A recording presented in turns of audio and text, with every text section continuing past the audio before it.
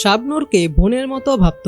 সালমান শাহ মৌসুমী জুটি ভাঙে সামিরা। ঢালিউড পাড়ায় দীর্ঘদিন ধরে গুঞ্জন ছিল চিত্রনায়িকা শাবনূরের সঙ্গে সালমান শাহর প্রেমের সম্পর্ক আছে এমন খবরে। সেই কারণে নাকি সালমান মৌসুমী জুটি ভেঙে গিয়েছিল। তবে এবার এ বিষয়ে স্পষ্ট করলেন সালমান শাহর ব্যক্তিগত সহকারী মোহাম্মদ মনসুর আলী।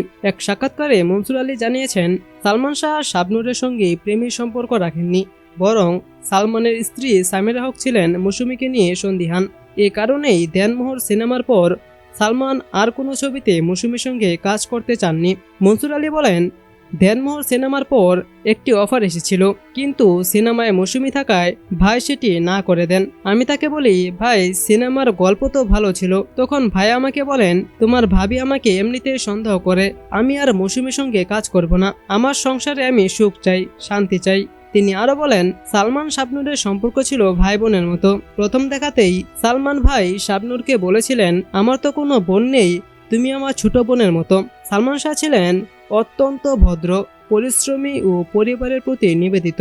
শুটিং শেষে তিনি কখনো আড্ডা দিতেন না, দ্রুত বাড়ি ফিরতেন, সবসময় নারীদের সম্মান করতেন। 1996 সালের 6 সেপ্টেম্বর ঢাকার ইস্কাটনে সালমান শাহর বাসা থেকে তার মৃতদেহ উদ্ধার করা হয়। দীর্ঘদিন এটিকে আত্মহত্যা হিসেবে দেখা হলেও 29 বছর পর আদালত হত্যা করার নির্দেশ দিয়েছেন। মনসুর আলীর কথায়, সামিরা হকের সন্দেহের কারণেই ঢালিউডে ভেঙে গেছে সালমান মৌসুমী জুটি। এর ফলে তুমি আমার সিনেমায় সালমান শাহ জুটি করেন চিত্রনায়িকা শাবনূরের সঙ্গে।